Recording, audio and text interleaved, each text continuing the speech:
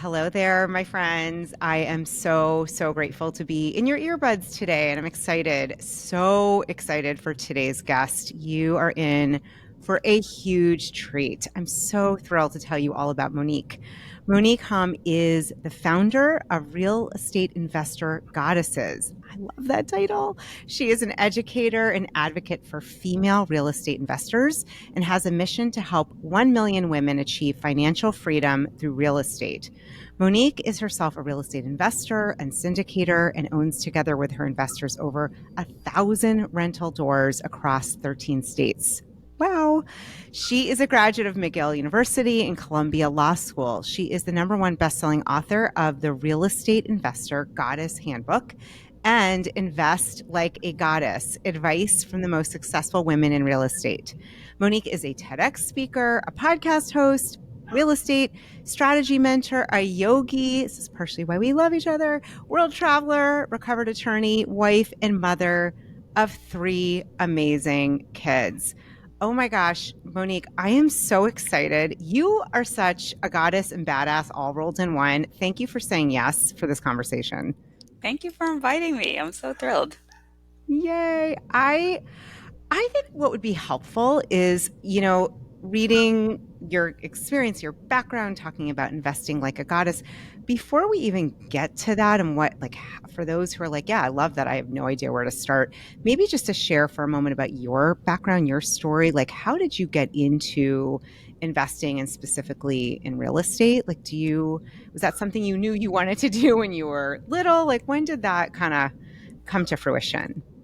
It's a great question. I had no idea that I wanted to do this. I had no idea about investing at all. The only thing I'd been taught, I'm a first generation American. My parents are from Haiti. They're wonderful parents, and we're always like, Monique, you can be anything you want, as long, in parentheses, as long as you're a doctor, lawyer, professor, engineer. Because for them, that was what success was. And I was a very dutiful daughter, good student. So of my 4 choices, I said, I'm not as into the math and sciences, so I guess law, right? So that's how I became a lawyer. Hated being a lawyer, but that's another story. But I I went to law school. I'm in this big firm, partnership track. It's sucking my soul, but I'm there, and supposedly, like, that's the path to happiness and success. And it's the only thing I'd ever been taught about real estate was that at some point you buy your own house, right? You buy your house to live in. So I've been working for a few years, and I I live in Los Angeles, right? I live in Los Angeles, which is a very expensive market. And at this point, it's 2005. Uh, I'm dating myself. I graduated from law school in 2000. 2005, I'm getting ready to buy this house, and a starter home in a semi decent neighborhood. I'm not talking about a mansion in Beverly Hills or Bel Air, but just a neighborhood where you're not likely to have a drive-by shooting kind of thing. Mm. Um, we're looking at a house upwards of $500,000, $600,000, and I was making a little over 100,000, but it was hard for me to afford it by myself. And a friend of mine who was in a similar boat suggested that we buy a duplex together. So he would live on one side, I would live on the other. That was the idea, and I could afford half a house. So I said, "Yeah, let's do that. Let's get a duplex."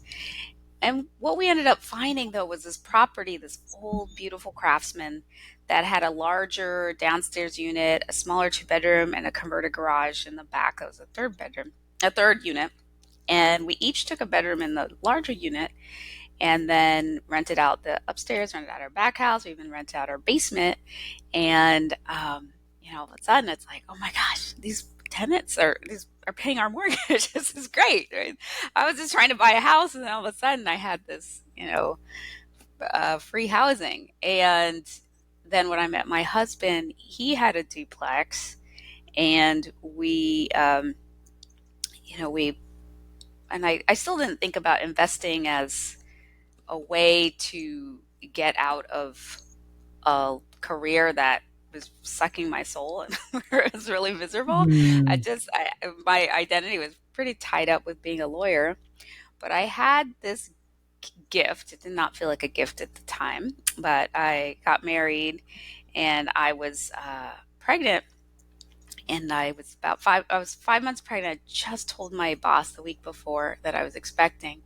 He called me into his office, and I thought I was going to get a bonus because I'd been working so hard. I'd had all these nights where I'd working, past midnight, and I come in and he fires me. So which did not feel like a Mm. gift, but it was a Mm. gift in this sense. This was uh, mid August, sorry, mid 2008. I got fired, and since I'm pretty pregnant, and it literally was like he fired me like the week my belly bumped out, and all of a sudden, I went from looking like I was just gaining weight to actually really looking pregnant. And I thought, well, you know what? I'm not sure how easy it's going to be for me to get a job right now. I'm just going to wait until after I give birth, have a short maternity period, then I will look for another job.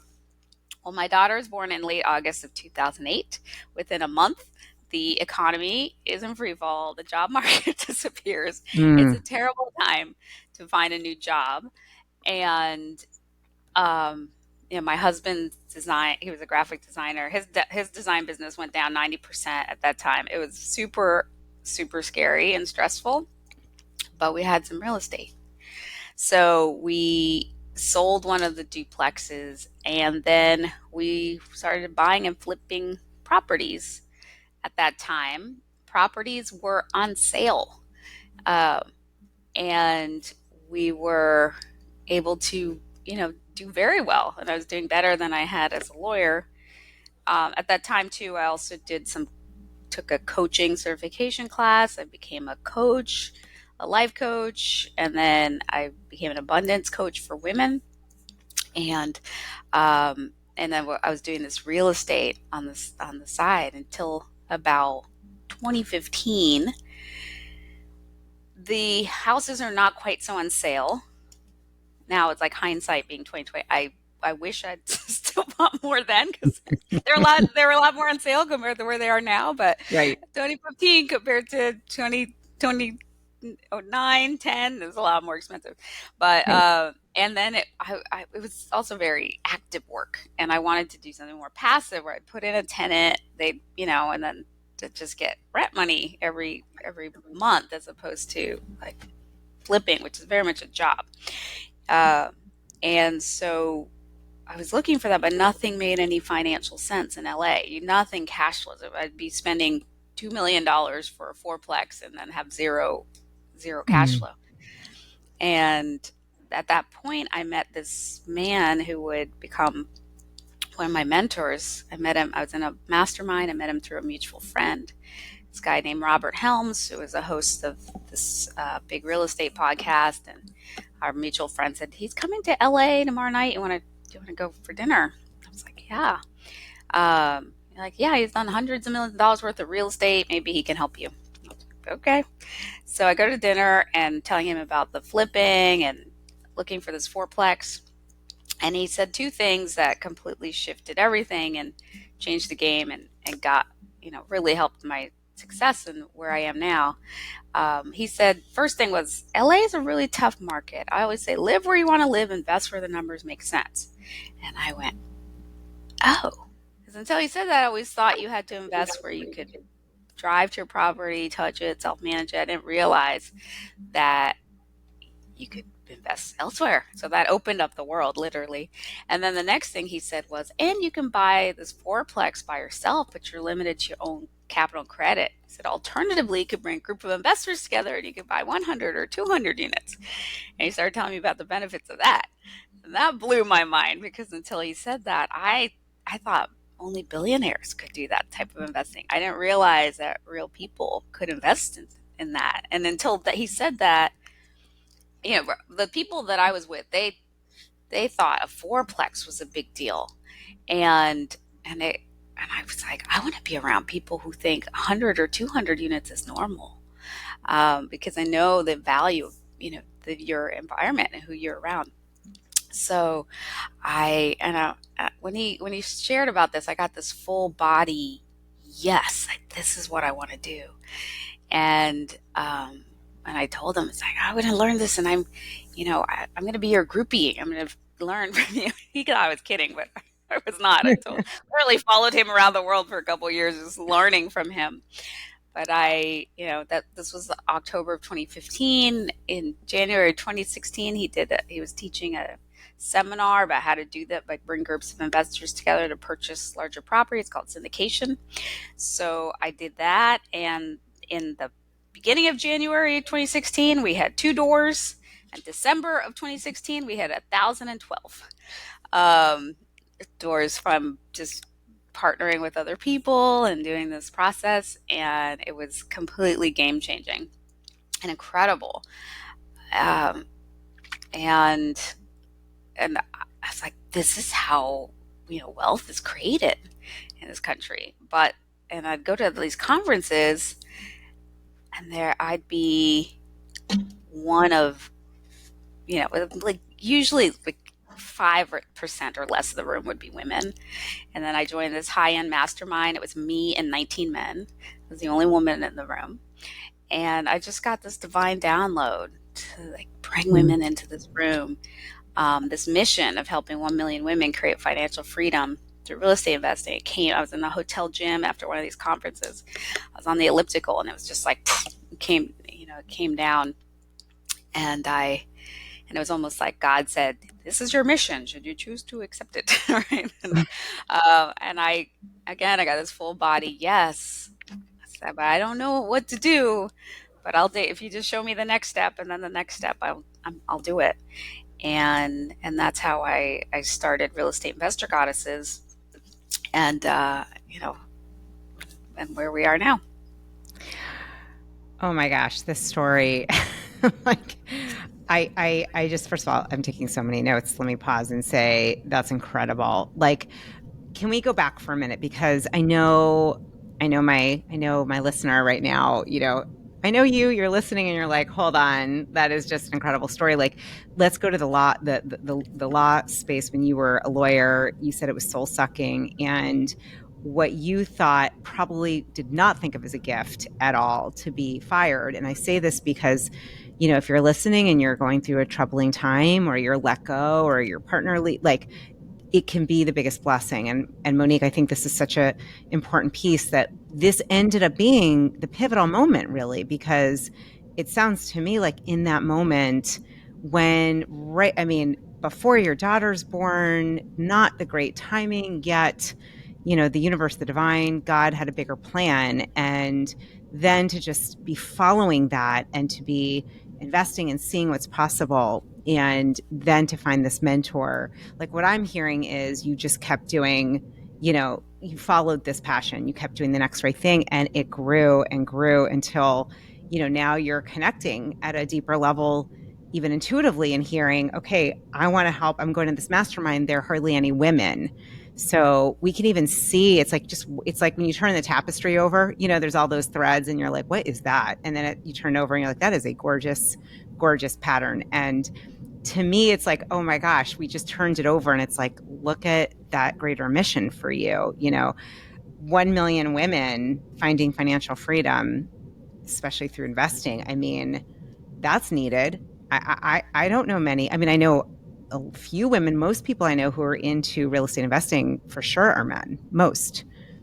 And yeah, so I have so many thoughts and questions about that. So take us to, real estate investors for goddesses. Let's talk about why. I mean, I think we have a sense, but why do you think women are typically, not always, but why are women fearful, scared, apprehensive, not in the picture? Like, what have you noticed I know you've interviewed and worked with a lot of women at this point. Yeah, that's a great question. Before I do that, I just want to make a comment on what you're talking about with the threads and how things just they surprise you.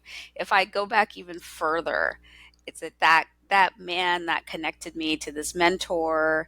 I met him through the sister of my law school roommate. So it's almost like if I hadn't gone to law school, if I hadn't been a lawyer, like Mm, none of this would have happened, right? So none of it is wasted. Like every experience is mm, for it's for the better, it's for the good. So beautiful. that's like when you really look back at the threads, you're like, ah, I see how it all connects. But from the from the front end, it's hard to see. But Yeah. in the on on the when you look backwards, you're like, okay, this is why I was here, and this is why I was there, and this is why this Mm. happened, and all of it's been a gift. Even when sometimes some gifts come wrapped in sandpaper, or Yeah, no or bow. barbed wire. Right. Barbed wire is the bow. It is not always, yeah, I love that. Yeah, so it's a little painful to get to the gift, but they're all there. But to answer your question about the why so few women, I think there are several reasons why that I've discovered. So one is that a lot, and this is what kept me from being in it at the beginning, is that I couldn't even think of it as an option. Right? It was just not even on the nowhere on the page. It just wasn't something I saw anybody I knew doing. It was, that like it was my options were doctor, lawyer, professor, engineer. Like the investor was not anywhere there.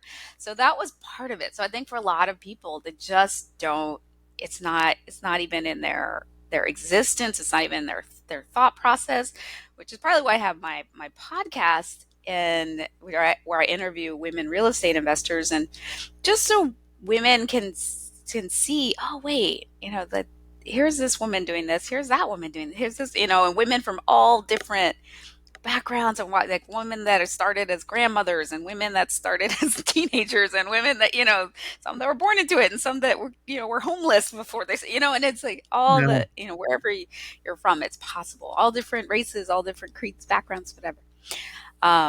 So that's one thing, just not even realizing this possibility.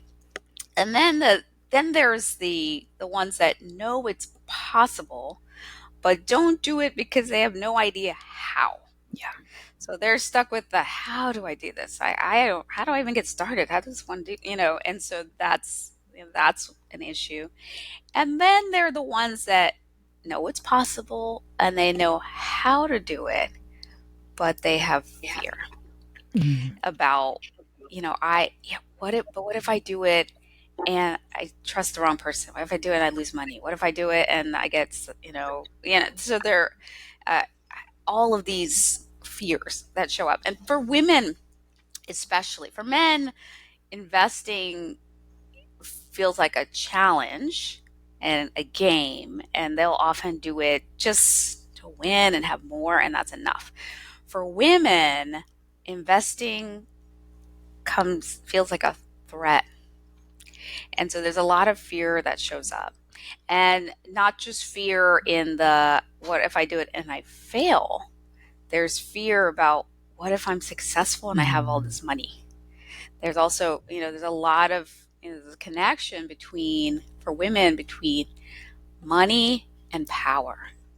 And for a lot, this is like almost in our DNA, right? Powerful women have been Mm. burned at the stake. Powerful women are, it's been dangerous to be a powerful woman, in the past. So there's a lot that comes up that's tied around that. So a lot of my work is in helping women get over those fears, those limiting beliefs, so that they can take confident steps forward and they can step into their power and into their abundance. Oh yeah, I'm just like amen to that. Yes, yes, we need more of this. That was really, really helpful what you said. It's interesting. I had thought about, okay, the fear I can see. I don't know that I'd actually like connected the dots about even just generational experiences in the past of not really being safe to be powerful. I mean, I've known that, but I didn't ever connect that with investing. That is interesting because if you're investing and you're becoming more prosperous, like you said, there just that collective kind of fear around, is it okay, is it safe to have my power, to be in my power, to have money, to which also, I would think even those beliefs or thoughts, like I'm not relying on anybody else then, or I'm able to create that, through myself. That stepping into that power is so important. And I so appreciate you kind of looking at that angle of fear. I hadn't thought of that before. Yeah, Yeah. it's very real and it's very deep. And there are all sorts of, things, especially, with gender, until um not that long ago, women were property. Not only Yeah. could we not own property, we were often property, right, to our husbands, and until 1974, in a lot of places in the U.S., women couldn't get a loan without a husband or a male family member signing off on Mm. that loan, and there were all of these, barriers until not very long ago to us like being able to step into that power and into our abundance and into wealth. Mm. So there's a lot there um, that we have to unpack and get over when we're moving into this level of new level Mm. of abundance and wealth. Yeah, it's a sober reminder. I mean, 74, that's my vintage year. Like, came into the world the year. Yeah, Guess that because I'm like, oh heck no, I am yeah, not gonna need another male or someone else to sign a loan. I mean, that's a sober reminder. yeah. Um, What's crazy, Mrs. Like Mrs. is like Mr. apostrophe S's, like belonging to the Woo! Mister. All right, ladies listening, or if you identify as a lady, I did not know that. I actually don't typically go by Mrs. It just doesn't feel right. I don't know. I That is fascinating. I did Yeah. not know that. Isn't that crazy that that's where that came from? I'm like, what? So, yeah. Because words, words Yeah. are generative. I the book I wrote, I have a chapter, words become your world. So if we don't even know that we're saying that, Monique, I did not know that. Yeah. That is disturbing and important to know. Not saying if you use Yeah. Mrs. and you like it, that's fine too, but interesting to know the origin. I didn't know that. Okay. Yeah. Of the Mister. Of our, Yeah. like Mr. Misters, like the Misters Yeah, I never property. thought of that. Yeah, that makes a lot. That actually makes sense when you look at the spelling. Isn't that interesting? I Yeah. am curious. I love this idea of, first of all, I love the term goddess and investing like a goddess, real estate, investing for goddesses. What does that term goddess mean to you? And how do you teach this in a way that embodies being a goddess? Like, break it down for us. I love it. Yeah. So the term goddess comes from because I think we're all at least we all at least have a drop of the divine within us. I actually think we all are Yes. divine, in the human incarnation. But that's what that the comes from. And I teach, and I call the goddess secret sauce. So how do we invest like a goddess? And that part of the secret sauce is this. So the first part, it's four parts. So the first part has to do with pleasure. So we're often taught that the masculine way is no pain, no gain, a man up, muscle through, like hustle, grind, suffer your way through things. But women, when we try to muscle through, it fries us. It's, this is um, what works for us is to Mm. pleasure through. All right. It's to use pleasure as the path. And so how when you're doing something that's like, how do you bring pleasure into it, or how do you structure things so that you get to do the pleasurable things, you offload the things that are not pleasurable, and really just orient yourself around pleasure, have your daily dose of pleasure, use pleasure as the path. So for women, that's very, very powerful. Um, and muscling through and struggling and no pain, no gain, and a lot of this Mm. Puritan work ethic, crap that we're taught, it just does not work for us. So that's the first thing. So pleasure. Hey, it's Julie, and I'm pausing for just a moment because I want to tell you about something really exciting. If you're someone who believes in the potential of others and wants to help people design their very best lives, I invite you to consider becoming a life coach. My coach certification program, the Life Designer Coach Academy, is now open for enrollment. This extensive and experiential spiritual life coach certification training will build your confidence and empower you with the very specific tools, methodology, and proven steps you need to create a coaching practice that will change lives and that will enhance your own inner and spiritual connection. You can reserve your seat now, my friend, for only $500 and get some amazing bonuses that will not be available for long. To learn more, go to juliereisler.com/certification. This is a live 4-month training program that starts in October. So don't miss out on this opportunity to make a difference in your life and the lives of others. Go to juliereisler.com/certification and save your seat today for $500. The next is intuition. So we're it's often taught it's like the logical way and to not fully listen to our intuition.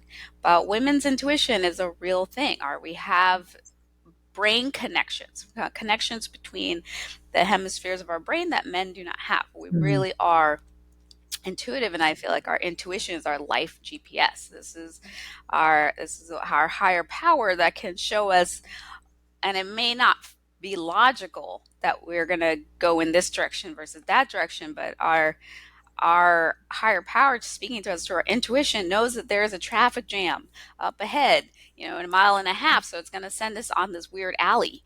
And so we're like, I don't know why I'm going down this weird alley, but it's like, it knows that it's going to save you a half an hour and keep you from being stuck in this traffic jam farther ahead. And so it's learning to tap into, listen, trust, and follow your intuition. The next is the mindset, right? And that's getting past those fears and limiting beliefs, because I think Tony Robbins has this quote: success is 20% strategy, 80% psychology, 80% what Mm. happens between your ears. I would actually think that it's more, I would say 95% Yeah. is our psychology, is our mindset, is our beliefs. Because if you have these beliefs that this is not for you, this is not possible, you're not even going to try. You're not even going to employ the strategies. So that working on that mindset and creating an abundance mindset that will facilitate, allow you to have success, to take action. And lastly, it's sisterhood, because we're not meant to do this alone, and we're actually biologically wired to be in sisterhood. Their oxytocin, the feel good bonding hormone, it comes into our brains when we are with a lover, when we're breastfeeding, and when we are in groups of Mm. other women. Just being in groups of other women floods our brain with oxytocin. There was a study done at UCLA. These women scientists noticed that when things got really stressful in the lab, the men went off by themselves into their offices, and the women gathered in the kitchen and started to talk. And so they did a study on um, on stress and the genders. So before, the thought was that when people are in a stressful situation, they fight, flight, or freeze. That's the male way of dealing with stress. Women tend or Mm. befriend, and so they tend to their loved ones or each other, or they go around friends, and that's how women best deal with stress. And so this being in sisterhood helps us to learn better, helps us to like be, like get out of the stress state and think better, make better decisions and actions. And so it's really powerful and helpful for women to be in group and community with other supportive women. So that's the goddess sister sauce. By having that pleasure, the intuition, the right mindset, and the Oh sisterhood. my gosh. I'm just sitting here, I standing here listening, and first of all, love that pleasure is in there. I think that this is so brilliant. This we always hear just push through, muscle through. Like, just to review this, I'm like, I love this reframe, pleasure through. I'm actually gonna like put a sticky and put it somewhere where I can see it. That is freaking brilliant, Monique. It's the best shift because that's true. My body does not. I know I've heard from a lot of listeners that have dealt with breakdowns and illness and issues. Like, it doesn't work to muscle through. So I just love this pleasure through versus muscle through. I think that is brilliant and just aligned. Um, yeah, add Can in, I make a sure. quick point about that? I think a nuance, but it's important. Pleasure does not Ah, equal good comfort. distinction. Yeah, So, because it's not, saw this quote. There is no, um, there's no growth. There's no comfort in there's no growth in a comfort zone, and there's no comfort in a growth zone. that's right. So it's you can have pleasure, and it's not necessarily comfortable. And often in our society, especially for women to embrace pleasure and embrace our pleasure and our own well-being above our kids, our spouses, our bosses, our partners, our anybody else, our parents, or right? We're not taught that it's okay to go for pleasure. We're taught like pleasure is simple. It's not, and you can have the crumbs of pleasure after everybody else is taken care of. So to prioritize your own pleasure is revolutionary, and it is Yes. uncomfortable. So it often, like, reaching for pleasure is not comfortable. And so you Mm, can have, but so comfort and pleasure are not equal. And this process and the process of growth is not comfortable. So it's not going to be in anyone's comfort zone. So I just want to make that point. But you're very deliberate about adding in pleasure and thinking, okay, I'm going to do this thing that's uncomfortable. yeah. How can I make it pleasurable? Maybe I'm playing my favorite music. Maybe I put on my tiara while I'm doing it. Maybe I do a dance break like maybe I bookend it with my bestie before I like it. So there are different ways that you add in. You're very deliberate about adding in pleasure, but it is not the same as comfort. So I just wanted to make that Yes. point. So people are like, "Oh yeah, I'm just going to be here in my comfort zone. I'm sitting on my couch, and it's just going to work out for me." It's like, no, it's not. No, that's not what that's not what it is. It's not like I'm going to sit Netflix and chill, and then it Right. comes to me. We It's like, we've no.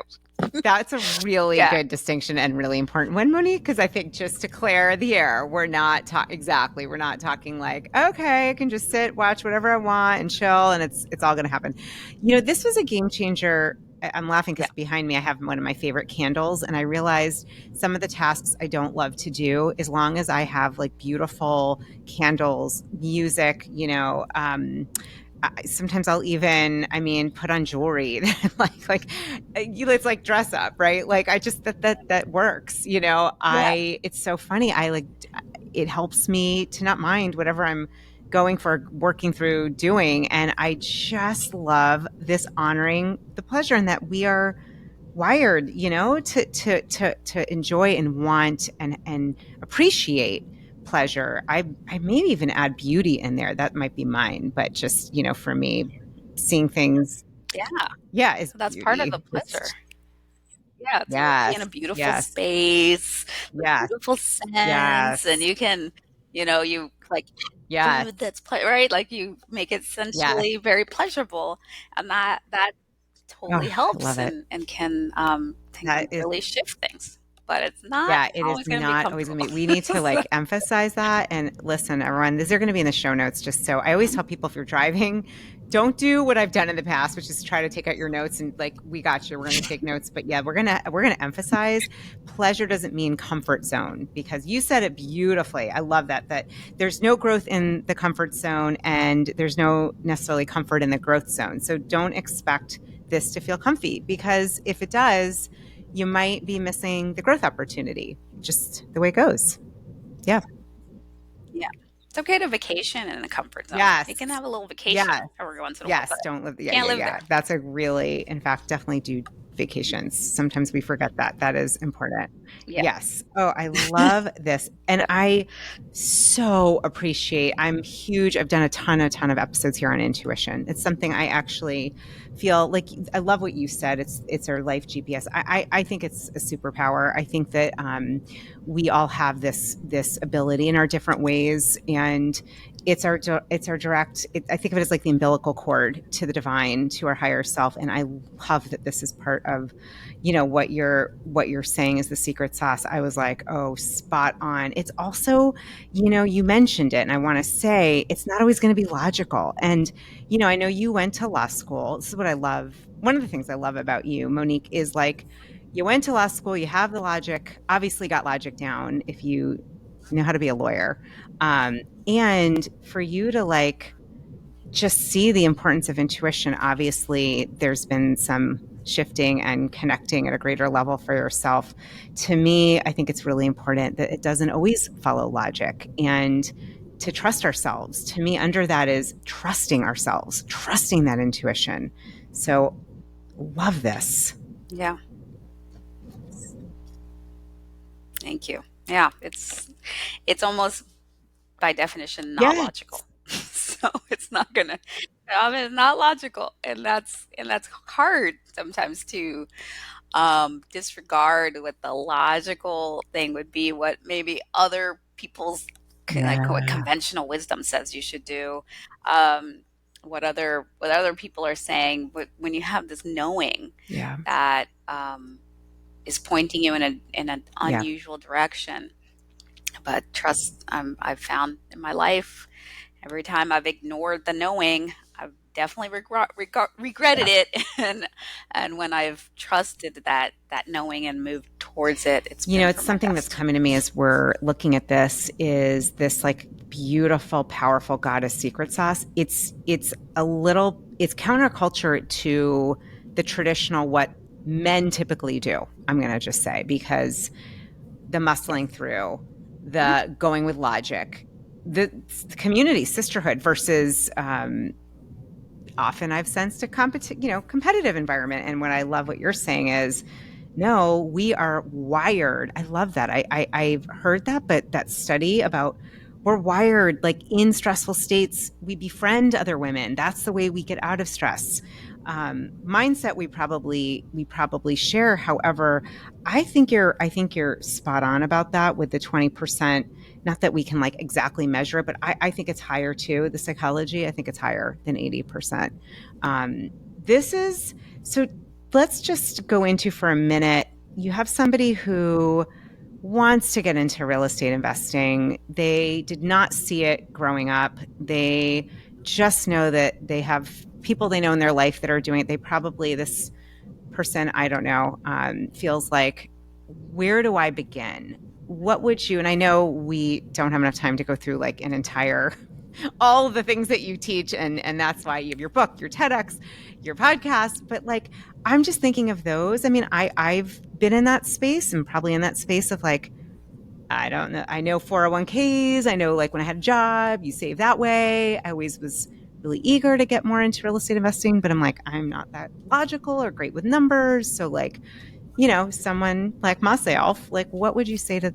what do you tell that beginner person? I know there's others listening who are like, yeah, what do I do? Where do I start? Tell me, help me. Help Where do I me, start? Monique. Yeah. That's a great question. Well, I will put a plug that on my website, ariagoddesses.com. I have a free training that you can go check out, how to get started in real estate investing, even as a busy professional woman.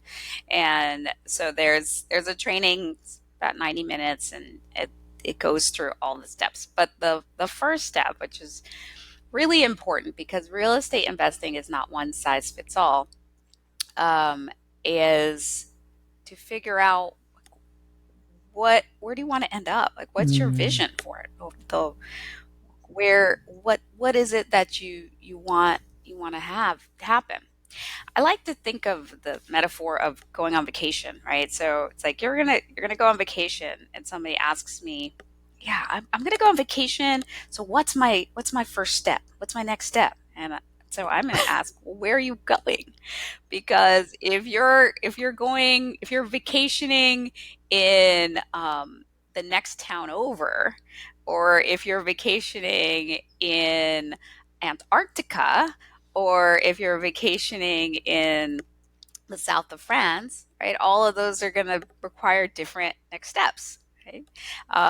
And so partly it's figuring out Mhm. where do I want to go. So with real estate investing, it could be I want to be able to have enough passive income that I can retire from my job, and I want to work just because I want to, not because I have to.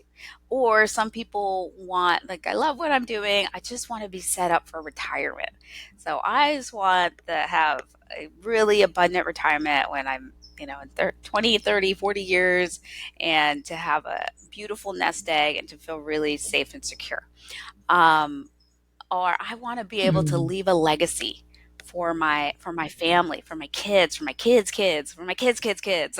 you know, I have that. This part of my vision. I was like, I want to have like that, the estate and that huge house. And they come in, there's this big old portrait of me, my husband. Like, that is great, great, great, great, great, Oh, I great love grandmother, it. Monique and Peter, and they Uh, built this, right?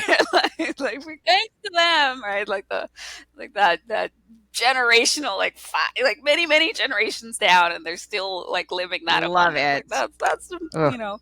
part of my vision. But so just like, what is Yeah. it? Legacy? Is it, tax? But there's incredible tax benefits from being in real estate. It's like, I just, I want to pay less to Uncle Sam, and so there's some combination of those things, because depending on which one is your, which ones are guiding you, you're going to take some different steps. So figuring out the where you want to be, where you want to end up, is the first step, and then figuring out, like, how do you want to Mhm. journey there.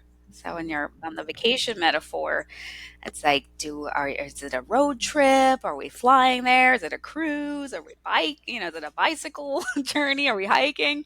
Like, how are we going to journey? And in real estate, there are a lot of different ways to journey. It can be everything from totally passive, I'm just going to put my money and let my money do the work, and it comes back with friends, to I love taking an ugly duckling property and making it beautiful. I work with the tenants, too. I don't want to work with the tenants. If there's, I just want to, I can just be on the paper side. I want to invest like what a bank does. I want to be the bank. So there are a lot of different ways that you can, play in this game. And so partly it's, how do you journey? So when you figure out where you want to be, how you want to journey, and then what resources you currently have that you can use. And resources are financial resources, right? What money do you have? But there's also time. It's a resource. What Mhm. time can you put towards it? What relationships do you have that you can leverage for this?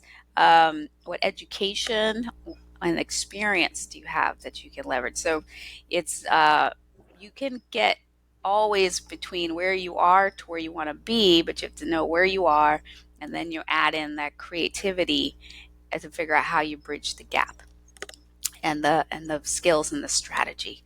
So that's but figuring out the Yeah. where you want to end up, and how you want to play on that journey. Those are really the first First of steps. all, I just love, I don't know if this is for goddesses or not, but using the metaphor, I'm like, this is so fun. I never thought of it as like, where do I want to go on vacation? Of course, my brain is like, all of the places you mentioned, but I think I landed in south of France. So like I got, we look at where you want, what's your vision, where you want to go. I love this. And it's like, because there's so many different ways. So then what does that journey look like? I was like, first class, please. Is what I'm now in like a different vision, Monique. I got off into this little dreamland. I She's like, I'm on a south of private jet France to with the south of private France right now. tours, and I get to be in lavender fields and create a basket. No, and a bike.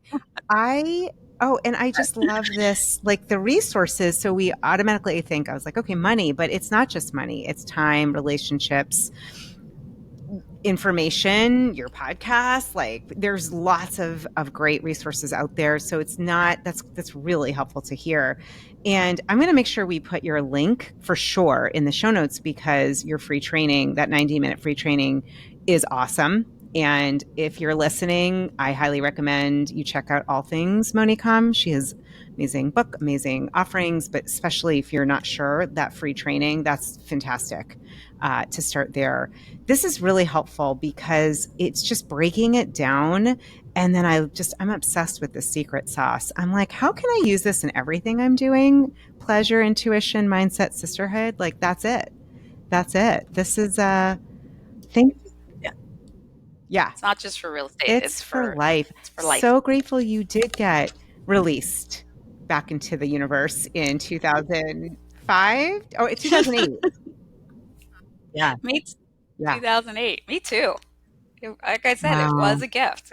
It was. I'm so grateful for that, for him Mm, having done that. And yeah, I wouldn't, because I yeah.